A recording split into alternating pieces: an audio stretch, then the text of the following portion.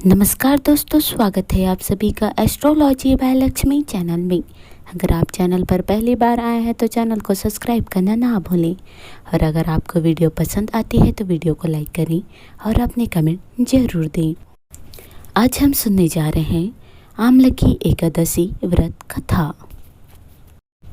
मांधाता बोले कि हे वशिष्ठ जी, यदि आप मुझ पर कृपा करें तो किसी ऐसे व्रत की कथा कहिए जिससे मेरा कल्याण हो। महर्षि वशिष्ठ बोले कि हे राजन, सब व्रतों में उत्तम और अंत में मोक्ष देने वाली आमलकी एकादशी के व्रत का मैं वर्णन करता हूँ। यह एकादशी फाल्गुन माह के शुक्ल पक्ष में होती है। इस व्रत को करने से समस्त पाप नष्ट हो जाते हैं। इस व्रत का फल 1000 गौदान के फल के बराबर होता है। अब मैं आपसे एक पौराणिक कथा कहता हूँ, आप ध्यान पूर्वक सुनिए। एक वैदिश नाम का नगर था जिसमें ब्राह्मण, क्षत्रिय, वैश्य और शूद्र चारों वर्ण आनंद सहित रहते थे। उस नगर में सदैव वेद ध्वनि गूंजा करती थी तथा पापी, दुराचारी तथा नास्तिक उस नगर में कोई नहीं था। उस नगर में चैत्ररथ नाम का चंद्रवंशी राजा राज्य करता था। वह अत्यंत विद्वान तथा धर्मी था। उस नगर में कोई भी व्यक्ति दरिद्र व कंजूस नहीं था। सभी नगरवासी विष्णु भक्त थे और आबाल, वृद्ध, स्त्री, पुरुष एकादशी का व्रत किया करते थे। एक समय फाल्गुन मास के शुक्ल पक्ष की आमलकी एकादशी आई। उस दिन राजा, प्रजा तथा बाल वृद्ध सबने हर्षपूर्वक व्रत किया। राजा अपनी प्रजा के साथ मंदिर में जाकर पूर्ण कुंभ स्थापित करके धूप, दीप, नैवेद्य, पंचरत्न आदि से धात्री आंवले का पूजन करने लगे और इस प्रकार स्तुति करने लगे। हे धात्री, तुम ब्रह्म स्वरूप हो, तुम ब्रह्मा जी द्वारा उत्पन्न हुई हो और समस्त पापों का नाश करने वाले हो। तुमको नमस्कार है। अब तुम मेरा अघर्य स्वीकार करो।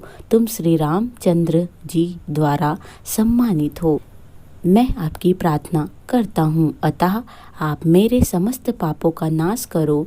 उस मंदिर में सब ने रात्रि को जागरण किया। रात के समय वहाँ एक बहेलिया आया जो अत्यंत पापी और दुराचारी था। वह अपने कुटुंब का पालन जीव हत्या करके किया करता था। भूख और प्यास से अत्यंत व्याकुल वह बहेलिया इस जागरण को देखने के लिए मंदिर के एक कोने में बैठ गया और विष्णु भगवान तथा एकादशी महात्म्य की कथा सुनने लगा।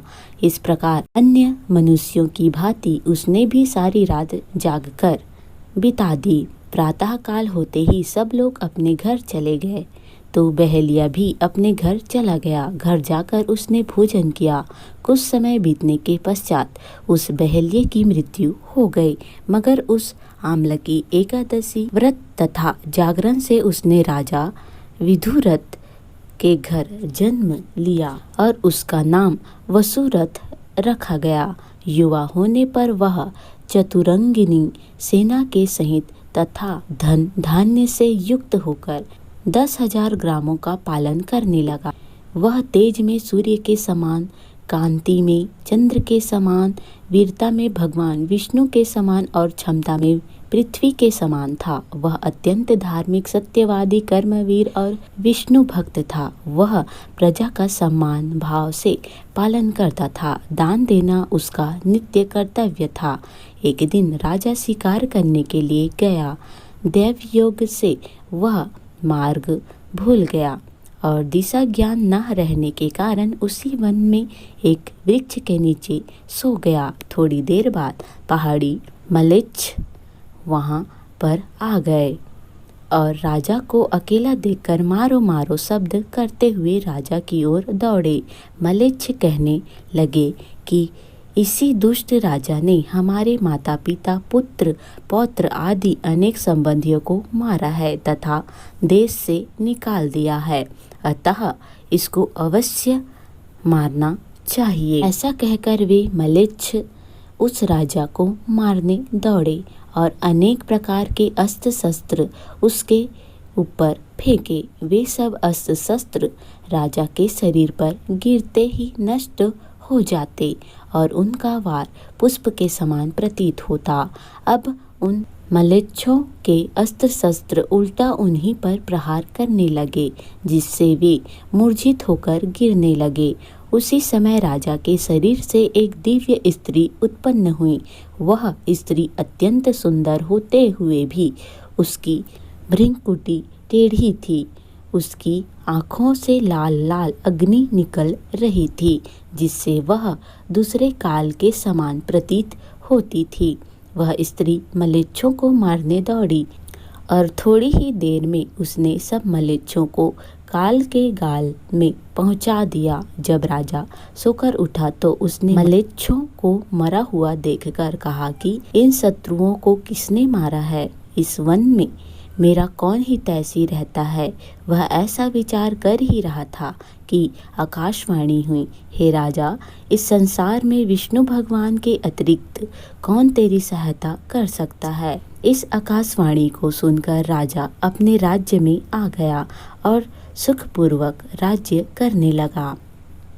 महर्षि वशिष्ठ बोले कि हे राजन, यह आमलकी एकादशी के व्रत का प्रभाव था। जो मनुष्य इस आमलकी एकादशी का व्रत करते हैं वे प्रत्येक कार्य में सफल होते हैं और अंत में विष्णु लोक जाते हैं।